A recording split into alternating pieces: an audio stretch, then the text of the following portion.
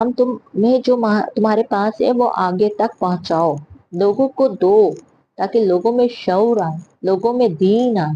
जब तक हमारे पिछले बाप दादा थे उनमें शऊर नहीं था, उनके पास दीन नहीं था, और वो वही करते थे जो उनके पिछले बाप दादा ने किया।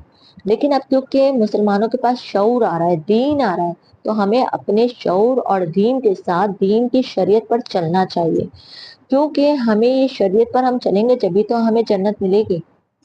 जन्नत हमें ऐसे थोड़ी मिल जाएगी कि हम दुनिया में भी मजे करें और आखिरत में भी जाएंगे तो हमें जन्नत मिल जाएगी। जन्नत के लिए तो मेहनत करनी है। और मेहनत किस तरह से करनी है? मेहनत इस तरह से करनी है कि हमें कुरान पाक को समझ कर पढ़ना है। और हम जब भी कुरान पाक को समझ कर पढ़ेंगे जब हम कुरान पाक पर मेहनत करेंगे। कुरान पाक के कितने मुसलमान ऐसे हैं जो बस खाने पर और कमाने पर है। कितने लेडीज और वो घर के कामों पे मसरूफ है, और जेंट्स है तो वो बाहर के कामों में मसरूफ है। देखिए, ये तो जिंदगी का एक मामूल है जो पिछले लोगों ने भी किया। लेकिन इसके साथ साथ पिछले लोगों ने अपने ईमान को भी मजबूत रखा और अपने दीन पर भी इस्तिकामत रहे, और दूसरा ये कि अपने कुरान पाक को भी समझा।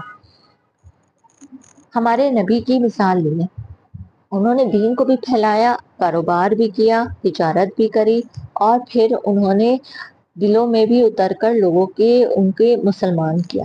तो ये कोई मामूली बात नहीं है। हमारे नबियों ने काम भी किया, हमारे नबियों ने दीन को भी फैलाया, हमारे नबियों ने जो है शादीशुदा जिंदगियां भी गुजारी। लेकिन इसके बावजूद उन्होंने अपने दीन का जो वक्त होता था, कुरान पाक का जो वक्त होता था, जो कुरान पाक पढ़ना, कुरान पाक को समझ कर पढ़ना, कुरान पाक पर मेहनत करना, वो मुकम्मल अपनी जिंदगी में करते थे। तो हमें भी चाहिए कि हम कुरान पाक को समझ कर पढ़ें, कुरान पाक पर मेहनत करें। तो ही हमें समझ में आया कि अल्लाह ताला हमसे कह क्या रहे हैं।